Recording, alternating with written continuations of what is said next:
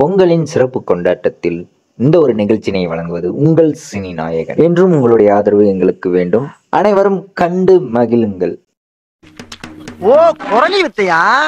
10 வருஷத்துக்கு முன்னாடி எல்லாம் எப்படா பண்டிகை வரும், எப்படா பொங்கல் வரும்னு காத்திருந்த வயசெல்லாம் மாற மாற வருஷத்துக்கு வருஷம் ஒரு பண்டிகை, பொங்கல், தீபாவளின்னு வர வர செலவு தான் கூடிக்கிட்டே போகுதுன்ற எண்ணம் மட்டும்தான் இருந்துட்டு இருக்கு. பின்ன என்னங்க, பொங்கலுக்காக ஒவ்வொரு பொருள் வாங்கிறதுக்குள்ள பெருமூச்சு விட வேண்டியதாக இருக்கு. ஒரு சிப்ப அரிசி கூட எடுத்துலாம் பானை எடுக்கிறதுக்குள்ள படாத பாடுபட்டுட்டுங்க. பானை வாங்கிட்டு வந்து அதுக்கு குழம்பெல்லாம் போட்டு பொங்கல் வைக்க ஸ்டார்ட் பண்ணியாச்சு. அடுப்புக்காக குழியெல்லாம் நோண்டி அடுப்பையும் செட் பண்ணி ஒரு பூஜையை போட்டு கடைசியாக பானையும் செட் பண்ணியாச்சு. பொங்கல் வைக்க அடுப்பையும் பற்ற வச்சாச்சு.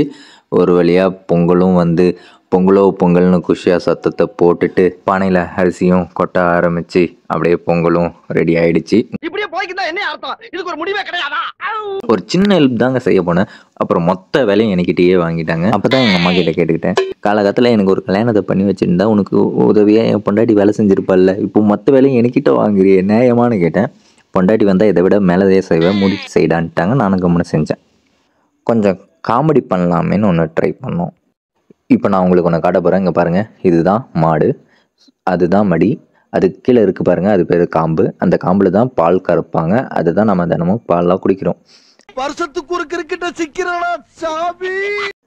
இவ்வளோ சொன்ன நீங்கள் கொஞ்சம் பால் கறந்து காமிச்சிங்கனாவும் நல்லா இருக்கும். அது தெரிஞ்சிருந்தா நான் ஏன்டா வேலைக்கு போகிறேன், பிஸ்னஸ் மேன் ஆயிருப்பேனே.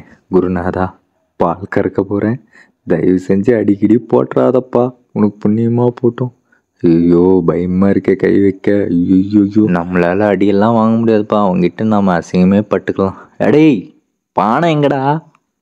ப்ரோ உன் தொப்பை கொஞ்சம் நல்லா எட்டி பாரு ப்ரோ, உன் பானை தெரியும். என்னடா சொல்கிற, எனக்கு தொப்பை இருக்கா?